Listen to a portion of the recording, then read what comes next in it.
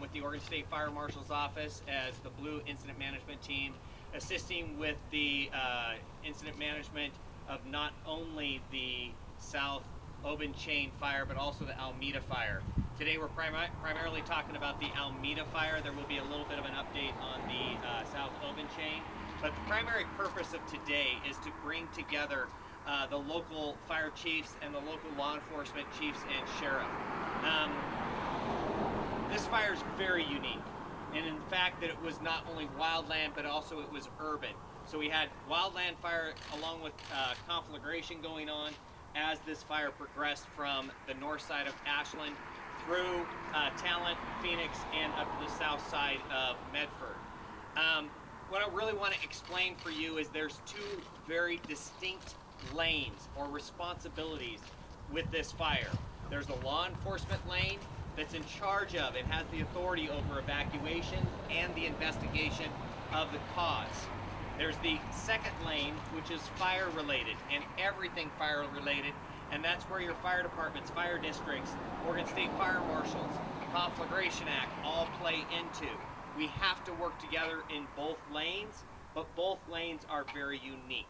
So because of that, we are bringing in today both the local fire chiefs and the local chief of police and the sheriff to talk about their lanes and their responsibilities. So we're going to start off with the fire chiefs.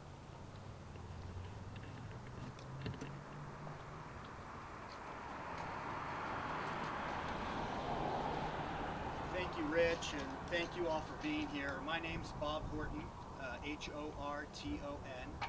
I'm the fire chief for Jackson County Fire District 3, but I also serve as the Fire Defense Board chief for the Oregon State Fire Marshal's Mutual Aid Resource System. And I do want to talk a little bit about that because it is relevant to what's going on. So I won't be so specific to the fire. We got our other folks that are here that are going to chat a little bit of that.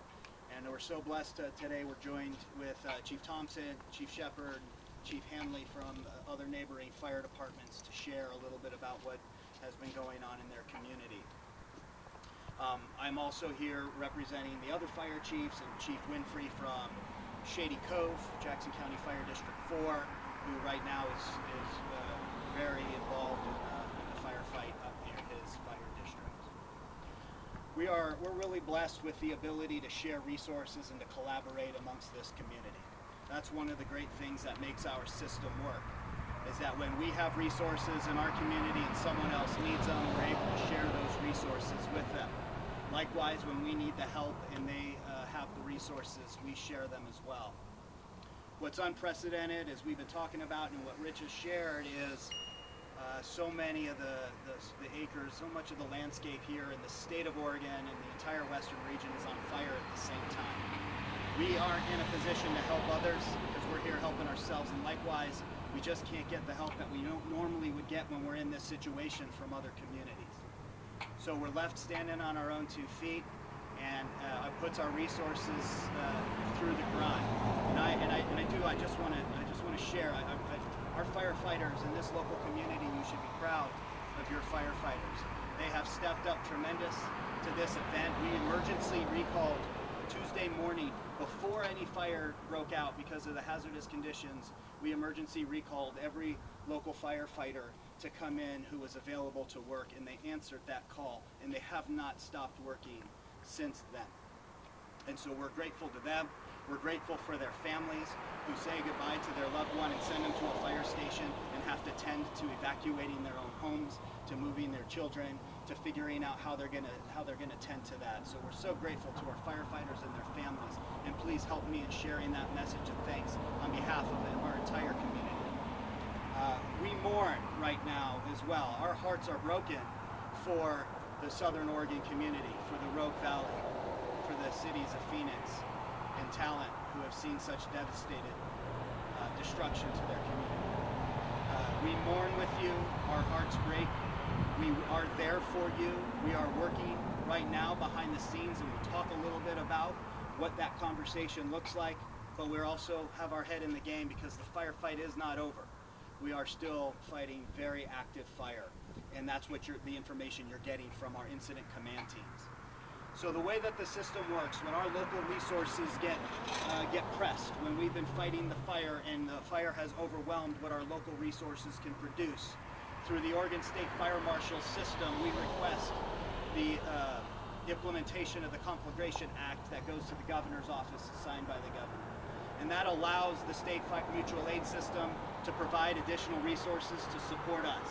And generally what would happen is resources would come, as I aforementioned there, from the state, would relieve our local resources so we could go back to its initial attack mode, going back to handling our general 911 business. And these state mobilization resources are the ones who manage and take over the fire. As Chief Majors, who's our incident commander for the Almeda Fire, has shared with you before, he generally would come with an overhead team of 40 people, providing support and liaison to a lot of our local agencies. He was able to bring 5 to this incident. He would normally bring 8 to 10 task forces of resources to fight the fire. We got 1, and maybe a couple more that are coming in. The request for resources goes through the command center out of Salem, and they prioritize the resources that we're able to get. And we're grateful for the advocacy that incident management team has provided for our community to make sure that they recognize that the imminent life threat and danger is high and has been prioritized as such.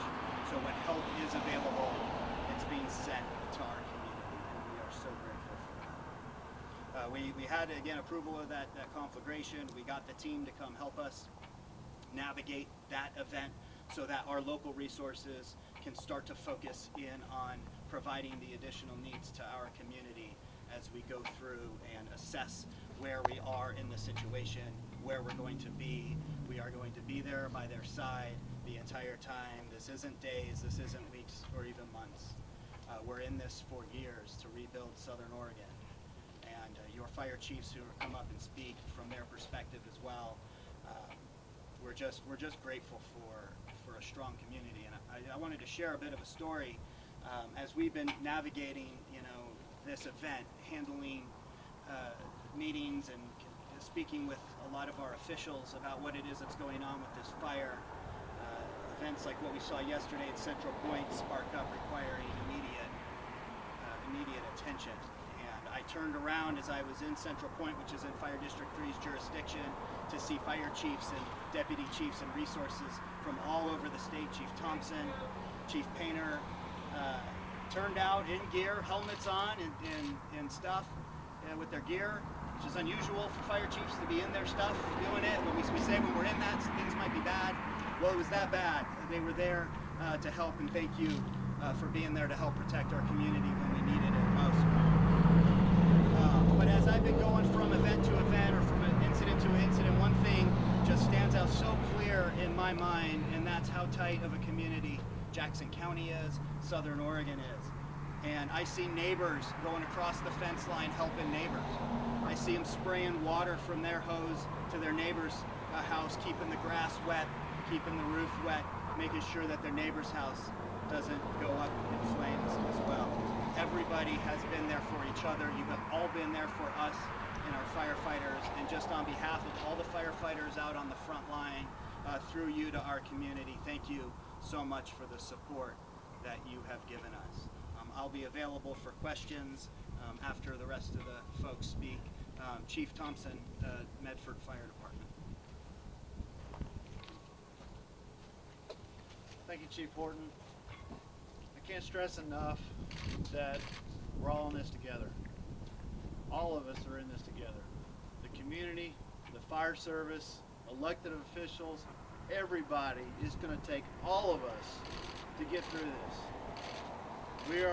Every day we're witnessing new, unprecedented times. And I'm very proud to be a part of this community and see the cooperative relationships and the partnerships come together for the common good to take care of one another. And I have seen things over the last several days that I've never seen before in my career. And if it wasn't for the partnerships and the cooperation, none of us entities, none of the fire departments have the resources or the capabilities to manage and handle these things on our own. So the cooperation and the efforts and the coordination that have been taking place for years prior to today, they set this foundation.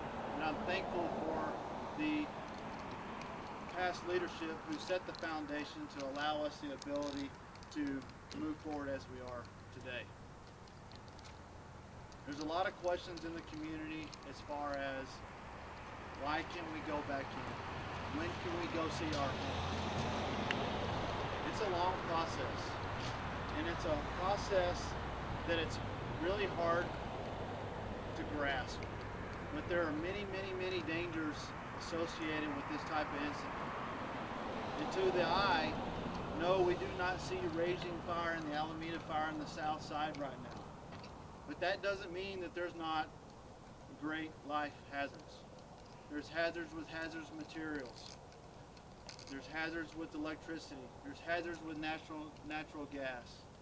We're partnering with law enforcement. There's a process for preserving the area as well, so we can do investigations. So we have to, this is a part of protecting the community. It's a part of protecting the firefighters. And how I know the message is hard. I know that everybody wants to see their home. They want to support their neighbor. Please, I'm asking for your patience. I'm asking for the understanding that the fire service, law enforcement, we're working and cooperating with the incident management team that has come in to develop plans and to be able to have a better timeline on when we're going to be able to open that up. We don't have that time and date today. Okay, but just know that we are working hard to establish that. We have to reduce the life hazard before we're able to allow that. It's not the homes, but it's also the commercial and the industrial properties that the fire impacted. So there was a lot of different processes. There was a lot of different materials. And so we cannot rush and go in. I do know that every day there's planning meetings, as Chief Horton alluded to, that the firefighters haven't stopped. So they are working very hard to make sure that this process continues to move forward. We're going from an active incident into the recovery portion of it. And so it's still active, very active in many areas. So I will also be available to answer any questions after this in regards to that. Thank you.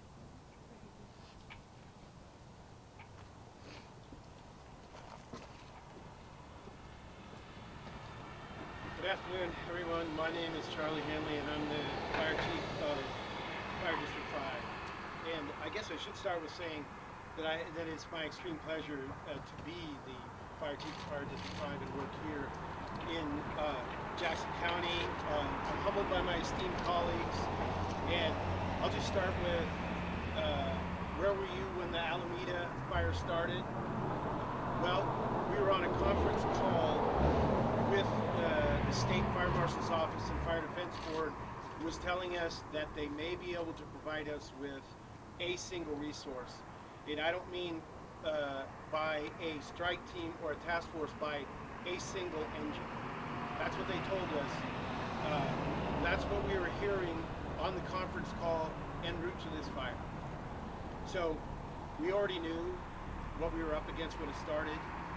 Chief Shepard, who will be introduced to, was very astute and knew the magnitude and the possibility of what could happen with this fire. And it would, quite frankly, it was remarkable how it turned out. Devastating that within 24 hours you could lay waste to 2.5 communities for all intents and purposes.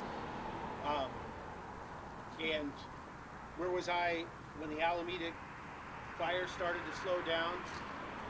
Basically giving up resources for the 3 other fires that we were looking at as you're leaving the city of Phoenix into Medford, and there's basically headers, columns of smoke coming up from very, very severe fires that were burning in other communities. Firefighters are here to fight fire. We're here to put out that grass or that structure, and we don't take this lightly. However, in this particular instance, we're going to call this a non-traditional role.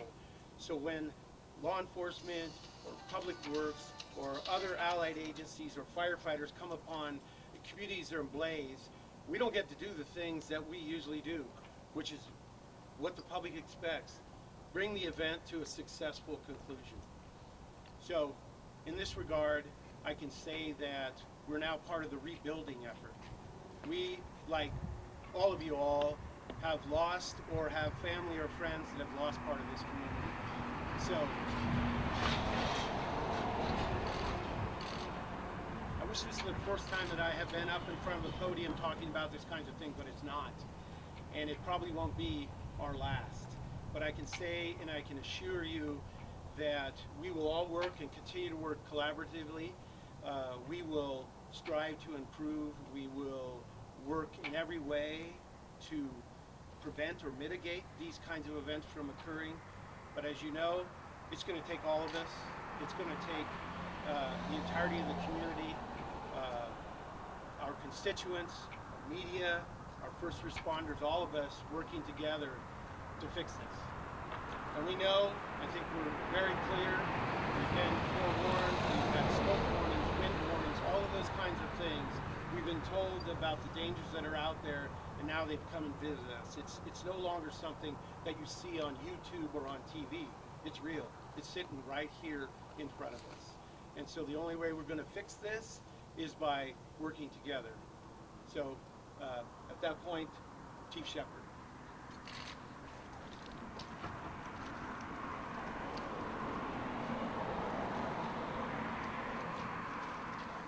Chief Shepherd had to step aside to take care of something, and Chief Shepherd is the fire chief of the city of Ashland, and also wanted to echo his condolences for all the loss that has occurred, and his commitment and his community's commitment for the rebuild, and just sharing that message of a coordinated, collaborated effort here in the fire service. I'll turn it back over to Rich, who will continue the briefing. So we kind of got a picture of what it looks like from the fire responsibility perspective. Next, we're going to hear from Sheriff Sickler and Chief Claussen regarding the law enforcement side of the event.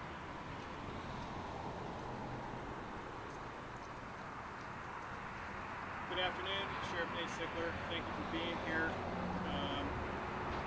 Again, I would like to thank our community for their support this far. I understand that this is a very challenging and a very tragic event for everybody involved, especially those who have lost homes and property during this unprecedented event. I'd like to thank our firefighters. They've done an amazing job here.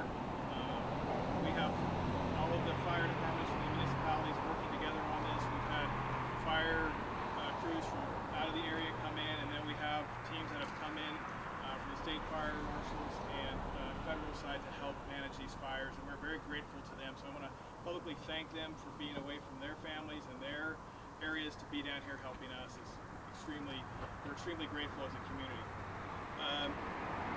First responders, the police side of things, I'd like to thank all of the police officers who are out there working. The fire chiefs did an excellent job of describing the efforts by the firefighting contingent here in the valley, and it's very similar for the law enforcement. We've been working, around the clock, no days off, just the same as the fire, trying to keep people safe, keep our community safe, and I want to thank them. And I'll touch briefly on the cooperation as well, because just as described by Chief Horton and Chief Thompson, those things are occurring on the law enforcement side. We have excellent working relationships here, and that really builds a lot of efficiency into our and seamlessness into our response to this event. So I'd like to thank all the chiefs. And today I'm also going to be speaking on behalf of Chief Title Mayor of Ashland, Chief Boker of Phoenix, and Chief Tim Doney of Talent. They cannot be here because they're busy serving their communities and trying to work in their particular areas at this time. From a law enforcement perspective, so we collaborate very well with fire. I'm not a fire expert, they're not law enforcement experts. We certainly take the recommendation of our fire departments when they say that we need to consider things as far as evacuation zones. We take that very seriously because they understand fire and they understand it way better than we do. We have the ultimate say as to what is going to be evacuated and moved, but I want to tell you that this is a very good working relationship, and we take a lot of to heed what the fire officials say with regards to this. When we're considering doing evacuation levels, especially evacuation level 3, which is everyone needs to leave, there's a lot of things that go into reopening, and Chief Thompson talked about the considerations from the fire side, so I just like to touch on the law enforcement side. Of course, priorities. Priority of life is the most important, and we're talking about that, getting people away from dangerous situations, so people going into these zones that it's not safe, as Chief Thompson described, is accurate. We don't want anyone to get hurt. If that occurs, that's going to draw the current resources that we have working on problems away from those problems to new problems, and that's something we're trying to avoid. With road closures, you know, the fire personnel, Avista, Pacific Power, police officers, other emergency responders, and utilities need the roadways to work free and clear. If we have the roads opened up to traffic, that's going to impede those efforts, and it's going to make things dangerous for our firefighters and first responders. That's why our roads are closed. The other is mere access. I understand a lot of people want to get back to their homes, and we appreciate that, and we're very sympathetic to that. I would want to be in my home. I understand that. But when we're trying to manage a scene, an area, it becomes very difficult to keep tabs on what's going on in those communities if they are fully opened up and we're intermingling places that might be okay as far as the structures are still intact versus structures that are still either hot or present hazards to our community. And we cannot do a great job of protecting those areas the best that we can if it is filled with people. It makes it very hard to decipher who belongs and who does not. So we are setting up areas to try to mitigate the flow into those areas, and we're asking for the community support and their understanding during this very difficult time of what we're trying to accomplish. So from a property protection standpoint, the more people in there, the harder it makes for us. Now, there are instances that we have made arrests of people who do not belong there and who have attempted to steal property or did steal property. We've made several arrests, and we will continue to do that. We have over 15 patrol units up in the Shady Cove area alone, working that area, patrolling to keep people out, and we have a significant amount more in the Almeda Fire Zone. So we have a lot of resources there, but we need to be freed up to keep those properties safe, okay? And we don't need the other issues distracting from what we're trying to do there. So I am very sorry that we have to keep people from their homes. It's not something that we want to do, and I certainly we're looking at this from a compassionate standpoint, and I would, like I said, I would want to be in my home. And we're just asking for a little more patience, and we're working as fast as we can, but the last thing we want to do is get people hurt or cause other drains on our emergency services. As you know, yesterday we had another fire that sprung up, and the resources got there quickly, but the more that takes, those resources were taken away from resources at other places in the county. So I will update you quickly on what is occurring on the criminal investigation side. So the City of Ashland Police Department is the lead as far as the origin of the fire in Ashland. They're the lead agency for contact. They're leading that investigation with the assistance of all the other agencies. Chief O'Mara may have already put out a press release or a message today to that effect, or he may later. Ashland Police Department is also taking the death investigation that was located about a mile from the origin of fire along the Greenway. They are taking that as the lead agency. However, MADU is assisting them with that process, which again are all the law enforcement agencies in the Jackson County District Attorney's Office here locally. So they're taking that. So questions regarding that investigation would be best served by Chief O'Mara at this time.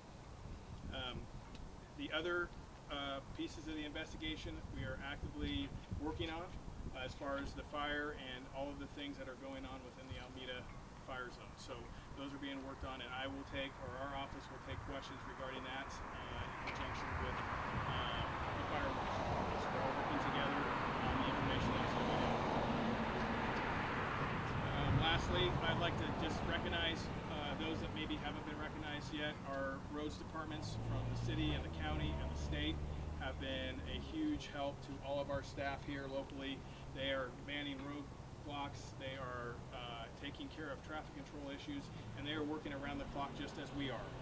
They're putting a lot of time and effort in this, and I'd like to publicly thank them, recognize them, and our city officials and city governments and county governments and our state representatives are all involved and paying attention to what's going on here, and we are all working together to get through this. So thank you. Chief. Good afternoon, Scott Claussen, Chief of Police, City of Medford. I'll keep my comments brief. First, I would just like to echo Sheriff Sickler's comments. I really appreciate the efforts of our local firefighters and the state leadership and folks who have come from at the national level, and certainly elected state putting in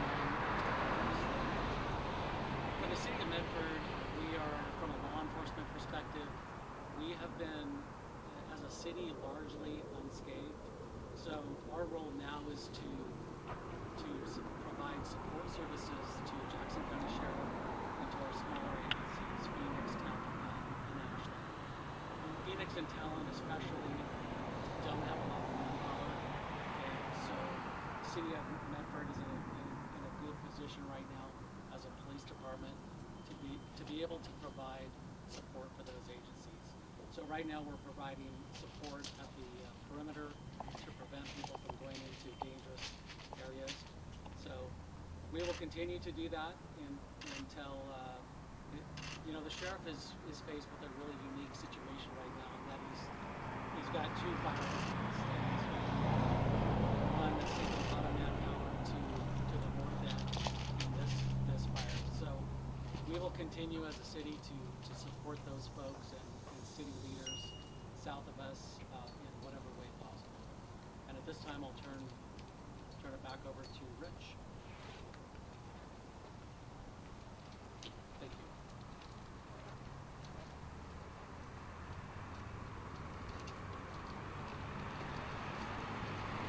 As you can see, both lanes are very important for the success of this incident to be mitigated and also head into the recovery phase. We're willing to take a few questions. Do you have any questions specifically for these gentlemen who have provided you the information? How many arrests and what were they arrested for? How many arrests and what were the arrests for? As we were starting this press conference, I was just made aware of another incident that we've made arrests. I can say I think we're about 7 or 8. I don't have the exact number, and the charges will be varying based on the offenses that each occurred. And I don't have all that information right now. We will probably try to make that available, but the purpose of that was to let you know that we do recognize that that is a concern of our community, and we are doing the best job we can, and we are making arrests, and we will continue to actively patrol those areas and be very vigilant in trying to prevent those types of things from occurring. But when they do, we will be enforcing it. Before you leave, there's been a bunch of rumors on social media about arson and arson arrests. They just seem pretty unsubstantiated. Did you put any context into that? Yeah, I've heard some rumors. I've heard rumors about Antifa. I've heard rumors of other things, and right now those things are just rumors. We are actively investigating all causes of the fire. So we certainly have a point of origin in Ashland, and we're looking into another point of origin within the Almeda Fire area. And I know the City of Medford has had another fire start, so I won't comment on that. But all of those are being treated very seriously and being looked at with a criminal investigation. Any other questions? Yeah, for the fire that started yesterday in Central Point, I was told from the fire chief of District 3 that it was suspicious. Do we have any more information on what the cause of that fire was? It's under investigation at this point, and until we have a solid answer to be able to give you, I cannot comment. We don't want to say something we don't know, okay? And once we have it confirmed, then absolutely all of you will know. For the Almeda Fire, is it actively growing at all in the rates right now? And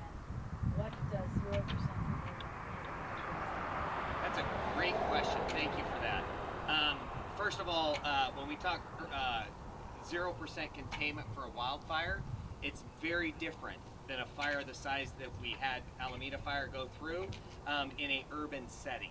So 0% containment means for a wildfire that there's a probability that even an ember from inside the fire can get blown to outside the fire and start another fire or a spot fire, which then has the fire grow again. 0% containment in regards to what we're talking about with the Almeda Fire, but it means that not only the embers we're talking about, because there's a wildland component, but also the hazardous materials, the natural gas, the utilities that the chief talked about, all those hazards are also mitigated. Okay, so that any one of us can go walking into that area and feel safe. It's not safe right now.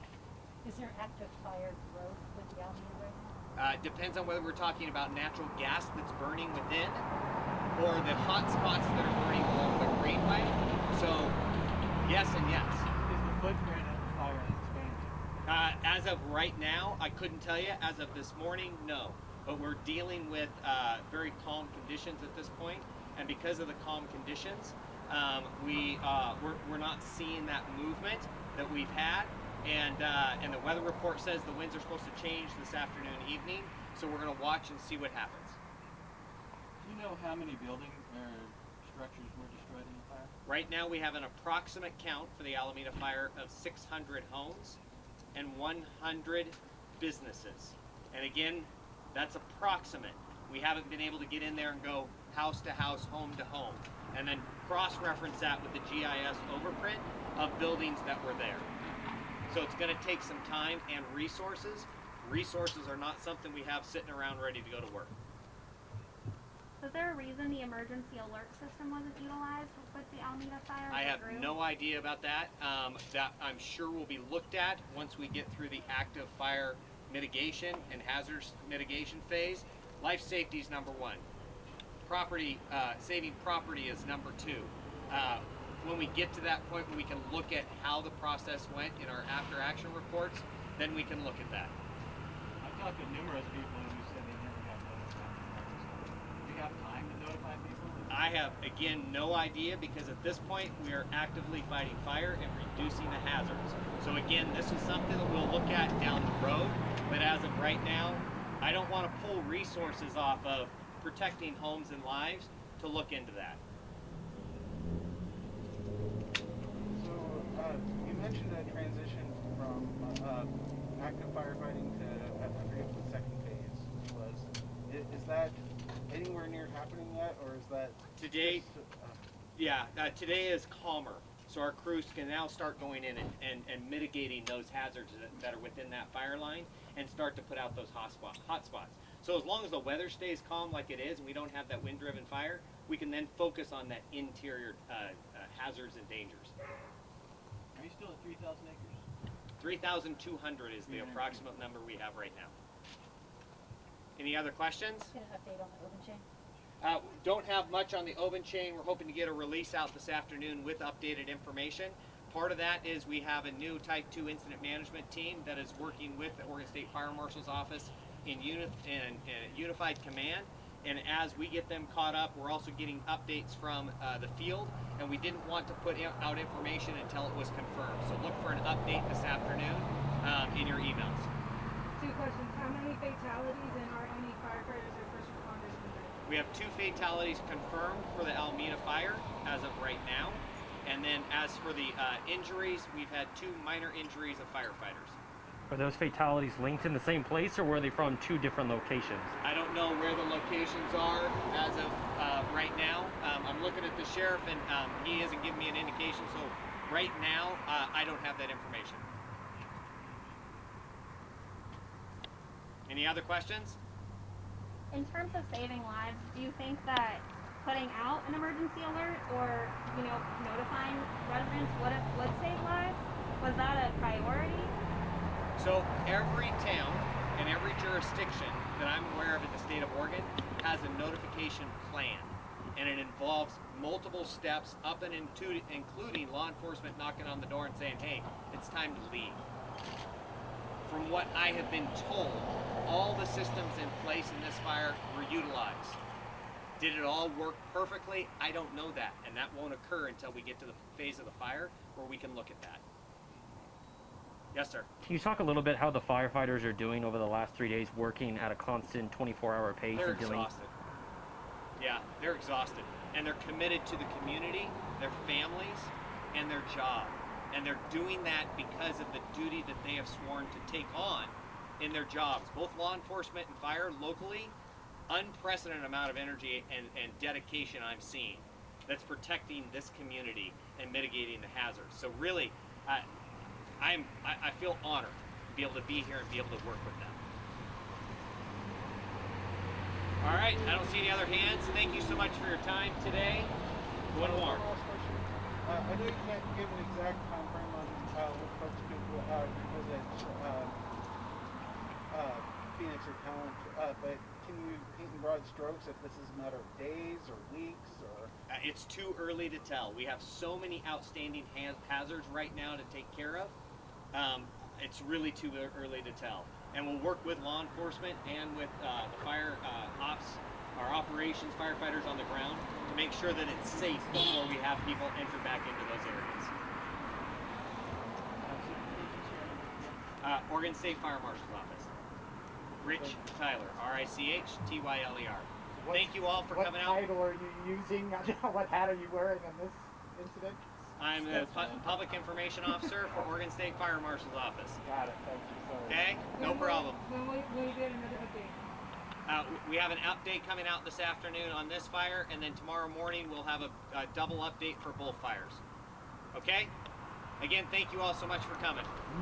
Thank you, Rich.